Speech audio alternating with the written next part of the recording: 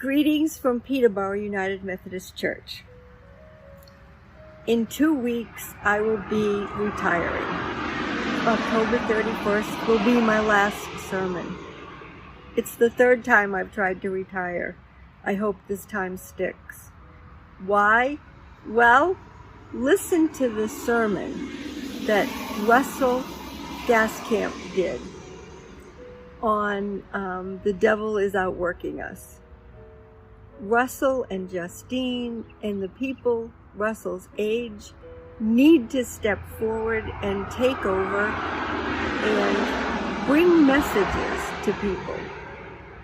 That is so important. I am 74 years old and I am ready to pass the baton. If you haven't heard his sermon, I encourage you. It's a great one. So what am I going to preach on for my last sermon? I'm going to preach on the first commandment. I'm going to be reading from Mark 12, verses 28 to 34. I'm going to read those words to you and ask you if you have some messages that you would like to share with me, because I care what you think.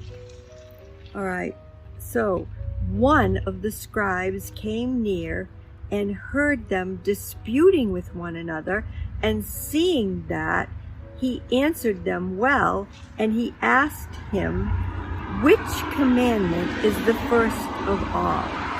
And Jesus answered, "The first is, Hear, O Israel, the Lord our God, the Lord is one. You shall love the Lord your God with all your heart, with all your soul, and all your mind, and all your strength. The second is this, you shall love your neighbor as yourself. There is no other commandment greater than these." And then the scribe said to him, "You are right, teacher. You have truly said, He is the one, and besides Him there is no other. And to love Him with all the heart, and with all the understanding and all the strength, and to love one's neighbor as oneself, this is much more important than all burnt offerings and sacrifices." When Jesus saw that he had answered wisely, he said to him, "You are not far from the kingdom of God."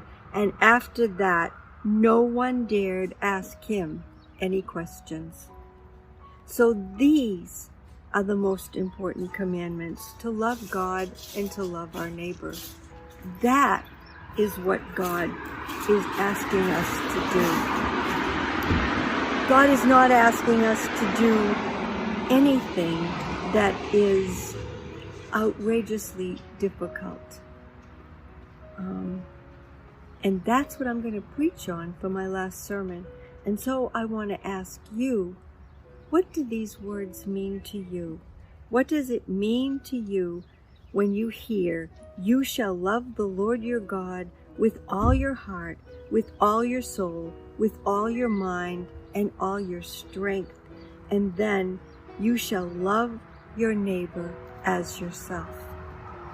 I'd really like to know what those words mean to you and how you live them out in your life, so that you can be as close to on earth as in heaven as possible.